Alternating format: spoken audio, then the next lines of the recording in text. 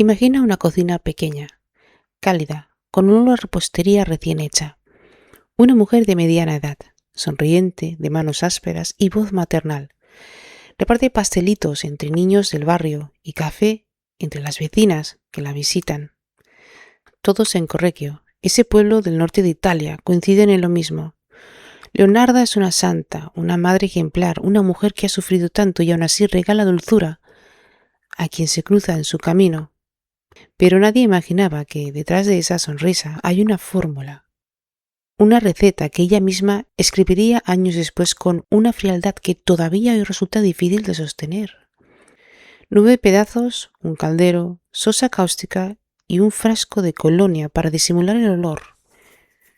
Y una frase que se quedará grabada en la historia criminal como una de las más perturbadoras que jamás se ha pronunciado entre el ser humano. Su carne era grasa y blanca. Cuando se disolvió le agregué un frasco de colonia y tras una larga ebullición se convirtió en cremosas pastillas de jabón. Las regalé a vecinas y conocidas.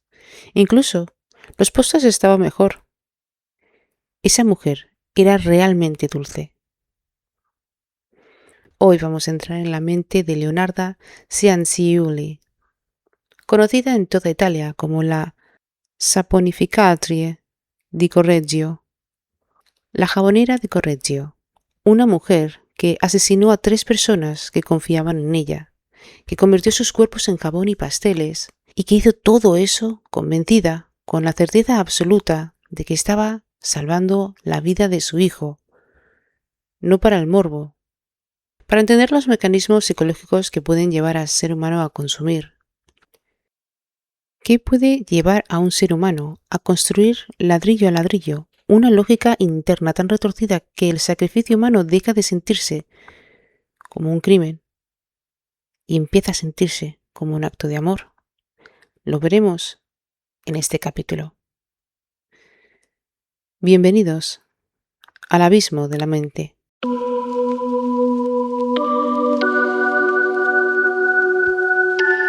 Leonarda Cianciulli nace en 1894 en Montella, un pueblo del sur de Italia, y desde el primer día de su existencia, esta está marcada por violencia. Su madre, Emiliana, quedó embarazada de ella después de ser secuestrada y violada por quien luego sería su esposo, Mariano Cianciulli. Emilia no eligió ser madre, fue obligada a serlo, y esa imposición se convirtió en un resentimiento que nunca disimuló frente a su hija. Leonarda creció sintiendo, con una claridad devastadora, que su propia existencia era la prueba viviente del primer momento de la vida de la madre. A los 13 años intenta quitarse la vida. Esta fracasa. Un año después lo vuelve a intentar y vuelve a fracasar. En ambas ocasiones, según sus propios relatos posteriores, su madre apenas reaccionaba. No hay consuelo, no hay pregunta, no hay abrazo. Solo el silencio de una mujer que nunca terminó de aceptar a la hija que la vida le impuso. En 1917, Leonarda se casa con Raffaele Pansarde, un empleado del registro civil. Su madre desaprueba la unión con tanta violencia que, según Leonarda, relataría después, la maldice el día de la boda. Le augura una vida de desgracias y Leonarda carga esa maldición como una verdad literal durante el resto de su vida. Y la vida, en efecto, parece confirmar la maldición. En 2 décadas, Leonarda atraviesa 17 embarazos, solo 4 de ellos sobreviven. 10 mueren en la infancia o al nacer, 3 se pierden en abortos espontáneos. Un terremoto destruye su casa en 1930. La familia se muda a Correggio, en la región de Reggio Emilia, donde Leonarda abre un pequeño negocio. Vende dulces caseros y jabones hechos a mano, ropa usada y ofrece lecturas de tarot y adivinación. Se convierte en una figura querida y respetada del pueblo. Puertas adentro, sin embargo, sigue viviendo aterrada por la sombra de aquella maldición materna, consultando videntes una y otra vez, buscando alguna forma de proteger a los 4 hijos que le quedan. En 1939 llega el golpe que ella no está dispuesta a tolerar. Giuseppe, su hijo mayor y el favorito, indiscutido, anuncia que se alistará al ejército italiano. Europa está a las puertas de la Segunda Guerra Mundial. Para Leonarda, esto no es una noticia más. Es la confirmación de que la maldición viene finalmente a buscar lo único que se le queda. Y entonces en su mente construye una ecuación que a cualquier persona externa le resultaría monstruosa, pero que a ella, en cambio, atrapada en su propio sistema de creencias, resulta casi lógica. Si el destino exige un sacrificio, ella se lo dará, pero no le dará a Giuseppe, serán otras.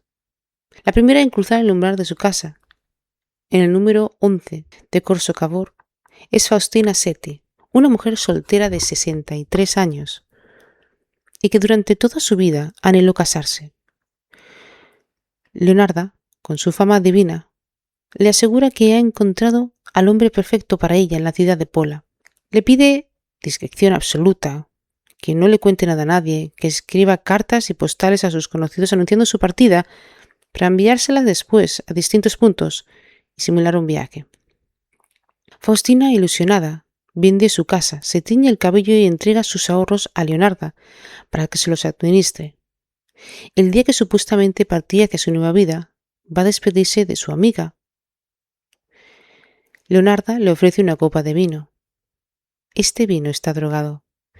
Cuando Faustina pierde el conocimiento, Leonarda la mata con un hacha y descuartiza el cuerpo en 9 partes, recogiendo la sangre en una palangana. Meses después, en septiembre de 1940, la historia se repite con Francesca Soavi, una maestra viuda de 55 años. Y esta vez, la promesa es un puesto de trabajo en una escuela de Piacenza. El guión es idéntico. Las cartas, la despedida, el vino, el hacha. Y la tercera víctima y última víctima es Virginia Cacioppo, de 53 años. Una antigua soprano que llegó a cantar en el Teatro Allà Scala de Milán y que para 1940 sobrevivía en la pobreza, aferrada a los recuerdos del pasado glorioso. Leonarda apela directamente a esa herida. Le ofrece un puesto como secretaria con un misterioso empresario teatral en Florencia, una oportunidad para recuperar el brillo perdido. Virginia, entusiasmada, guarda el secreto como se lo pide, y el 30 de septiembre de 1940 acude a la casa de Leonarda para despedirse. No volvió a salir. De los restos de Virginia, Leonarda no solo preparaba pasteles con la sangre, derrite la grasa corporal y la agrega a la esencia de la colonia y fabrica pastillas de jabón. Aquestas que luego se las regala a sus vecinas o vende en su propio negocio. Ella misma llegaría a declarar sin el más mínimo rastro de horror con sus palabras que esa mujer era realmente dulce. La caída de Leonarda comienza precisamente por la única víctima que sí tenía una red social atenta, Virginia Cacioppo. Ella tiene una cuñada, Albertina Fante, que empieza a sospechar de la súbita desaparición y nota que Leonarda ha comenzado a repartir joyas y objetos que reconoce como pertenencias de Virginia. Aquí, en enero de 1941, Albertina acude a la policía de Reggio Emilia con una lista de bonos del estado de Virginia que le había confiado antes de partir. El rostro de esos bonos lleva directo hasta Leonarda. Al principio, Leonarda lo niega todo con absoluta firmeza, pero cuando la policía empieza a apuntar a su hijo Giuseppe como posible cómplice, el mismo hijo por el que cometió los asesinatos, algo en ella se quiebra. Confiesa cada detalle, con una precisión casi orgullosa, como si estuviera describiendo una receta de cocina, y no un triple homicidio. El juicio, en 1946, dura apenas unos días. Leonarda se halla culpable de homicidio premeditado, agravado y continuado, robo y profanación de cadáveres. Es declarada semi-imputable, es decir, parcialmente responsable por su estado mental y condenada a 30 años de prisión más 3 en un manicomio criminal. Exactamente el destino que, según ella misma contaba, le había anunciado las videntes que consultó durante toda su vida. Leonarda muere en 1970, todavía internada por una hemorragia cerebral. ¿Cómo se construye una mente capaz de sostener, sin fisuras aparentes, que matar a 3 mujeres es un acto de amor materno? No hay una sola respuesta. Hay capas. Y para entenderlas vamos a mirar el caso de Leonarda desde varios marcos psicológicos. Esto no lo hacemos para justificar, como siempre os digo, sino para comprender la arquitectura que hizo posible. Tenemos que entender que Leonarda no solo creció de ese vínculo forzado entre la madre y el padre, fue recibida como la prueba viviente de una violación. Y esto, señores, es doloroso, porque aquí hay un apego marcado desde el origen del rechazo, y no por una frialdad ocasional, sino por una hostilidad estructural. Aquí vemos como los 2 intentos de suicidio en la adolescencia, ignorados por su madre, no son un acto anecdótico, pues son una verdadera evidencia de un patrón de apego desorganizado, donde una niña aprende que su dolor no genera respuesta y que su existencia es, en el mejor de los casos, tolerada como un vacío que no desaparece con la edad adulta, pero se organiza. Este puede ser perfectamente el ejemplo que John Bowlby nos enseñó sobre los vínculos tempranos con la figura materna o paterna. Es ese molde sobre el que se construye toda la vida emocional posterior. Y está claro que Leonarda no solo careció de ese círculo. Además, tenemos que entender también que el cuerpo lleva la cuenta. De Bessel van der Kolk. El trauma no queda archivado solamente en un recuerdo, sino se instala en el sistema nervioso. La manera de percibir el peligro, como lo percibía Leonarda, cuando Giuseppe le dijo que quería irse a ser soldado. Cuando Giuseppe, el hijo que sobrevivió, el que ocupaba el lugar central de su mundo afectivo, anuncia realmente que se va a la guerra, su sistema nervioso, el de Leonarda, no procesa esto como una noticia difícil, la procesa como una amenaza existencial y por lo tanto idéntica o intensa a las pérdidas anteriores. Si nos vamos con Stephen Porges y su teoría polivagal, podemos pensar el comportamiento posterior de Leonarda como una respuesta desesperada de un sistema nervioso ante una amenaza percibida como inminente o inevitable. Hay que entender que ni la huida ni la lucha parecen posibles frente a un enemigo tan abstracto como el destino o la maldición.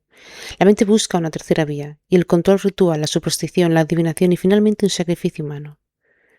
Así funcionan los hechos patológicos que se describen en este caso, en el que no es casualidad que Leonarda haya consultado a videntes durante toda su vida adulta, porque necesitaba, de forma casi biológica, sentir que existía en ese mapa, aunque fuera supersticioso, para navegar en un mundo que sentía que era hostil o impredecible, ya desde una temprana edad.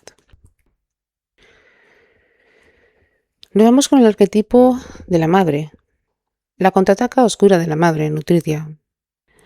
Aquí Carl Jung ofrece el arquetipo de la madre terrible, la contraataca oscura de la madre nutricia. En muchas mitologías, la misma figura que le da la vida es también la que reclama de vuelta. Leonarda encarna esa dualidad de un modo casi literal. La mujer que hornea pasteles para los niños del barrio es la misma que hierve cuerpos humanos en el caldero. No hay contradicción en la psique, porque ambas funciones, nutrir y devorar, provienen de la misma raíz. Una necesidad desesperada de controlar la vida y la muerte de quienes ama, después de haber vivido toda una existencia, sintiendo que ella no tenía ningún control de la suya. Y luego también vemos que Leonarda repite de manera casi ritual el patrón de violencia que dio origen a su propia vida. Nace de un acto de violencia extrema y termina cometiendo actos de violencia extrema para proteger a su descendencia. Aquí nos estamos yendo con Hellinger, que con su mirada sobre los sistemas familiares nos permite ver algo más, la trampa de la lealtad invisible. Hellinger diría que cuando un sistema familiar no logra procesar ni honrar el dolor de sus orígenes, ese dolor no desaparece, pero busca reaparecer generación tras generación hasta que alguien logra mirarlo de frente, Leonarda nunca tuvo la oportunidad de hacer ese trabajo, solo heredó el caos y lo multiplicó. Y por último, la más incómoda, ¿dónde estaba el sentido en los términos de Frank en todo esto? Porque Víctor Frank sostenía que el ser humano puede soportar cualquier sufrimiento si logra encontrarse en sentido. En cambio, con Leonarda y este drama que tuvo, el que sí encontró sentido, pero fue un sentido completamente desconectado de la realidad y de la ética, porque convirtió el asesinato en un acto sagrado de protección materna. Su búsqueda de propósito realmente deformada por el trauma no resuelto la llevó a construir una narrativa donde ella no era una asesina, sino una madre heroica, dispuesta a todo. Este es quizás el punto más perturbador y más humano de este caso. Porque aquí, queridos espectadores, no hay una maldad sin narrativa. Toda persona que comete un daño profundo primero se cuenta a sí misma una historia que hace que ese daño tenga sentido. Y esto nos deja frente al espejo incómodo, pero no necesario. Ninguno de nosotros va a cometer lo que cometió Leonarda, pero todos en distintas escalas construimos narrativas para justificar las decisiones que nos alejan de lo que realmente necesitamos sanar. Todos en algún momento confundimos control con amor, sacrificio con protección y miedo con destino. La diferencia entre Leonardo y nosotros no es la naturaleza del mecanismo psicológico, es la magnitud de la herida no trabajada y la ausencia total de un espacio donde procesarla antes de que se convierta en una tragedia. Si algo de esto que te estoy contando en este caso te removió, si en algún punto del relato reconociste patrones de apego, lealtades familiares invisibles o heridas que nunca terminaste de nombrar, ese es exactamente el trabajo que hacemos juntas en mis sesiones de coaching terapéutico individual. No para diagnosticar desde el morbo, sino para que tu historia no termine escribiéndose sola, en la oscuridad, como le pasó a Leonarda. Leonarda Cianciulli murió en 1970, sola, en un manicomio criminal, exactamente donde una vidente había dicho que terminaría. Pasó sus últimos años escribiendo sus memorias, tejiendo a crochet y horneando para las monjas y las demás internas del pabellón, la misma mujer que convirtió el amor materno en la justificación de un triple asesinato. Ella nunca dejó de hornear, y quizás ahí está la lección más difícil de esta historia. El amor sin conciencia, sin trabajo interior, sin lugar donde ser cuestionado, puede convertirse en la fuerza más destructiva que existe.